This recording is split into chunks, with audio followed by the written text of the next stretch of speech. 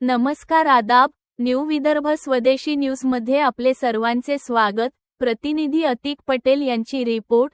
नांदुरा तहसीलदार यांच्यावरील हल्ला प्रकरणातील प्रमुख आरोपीला अटक। एमपीडीए कायद्याअंतर्गतील कारवाईसाठी तहसीलदार व नायब तहसीलदार संघटनेची निवेदन, अप्पर मुख्य सचिवाकडून दखल।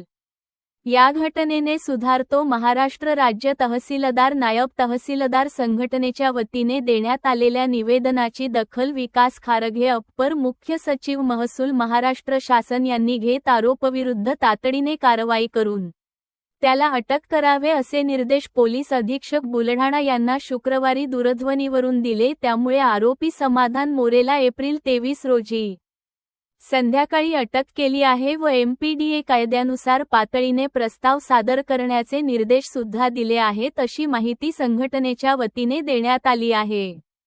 नांदुरा तहसीलदार अजितराव जंगम व नायब तहसीलदार वट्टे यांच्यावर झालेल्या हल्ला प्रकरणातील प्रमुख आरोपीला नांदुरा पोलिसांनी अटक केली आहे। दरम्यान या हल्ल्याचा निषेध करून आरोपीविरुद्ध एमपीडीए कायद्याअंतर्गत कठोर कारवाई करण्यात यावी असे निवेदन महाराष्ट्र राज्य तहसीलदार व नायब तहसीलदार संघटना जिल्हा शाखेच्या वतीने एप्रिल 24 रोजी जिल्हाधिकारी यांना देण्यात आले आहे।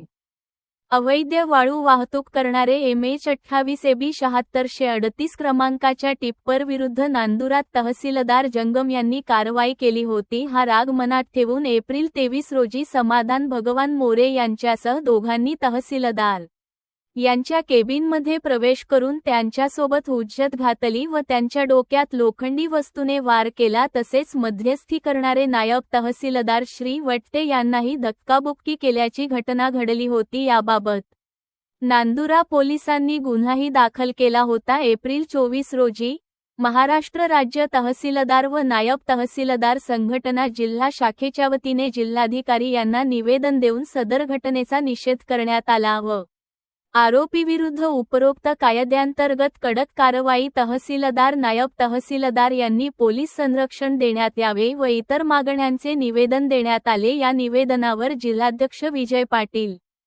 उपाध्यक्ष वृषाली केसकर, सचिव संजय बंगाले यांच्यासह जिल्ह्यातील तहसीलदार व नायब तहसीलदारांच्या सह्या आहेत।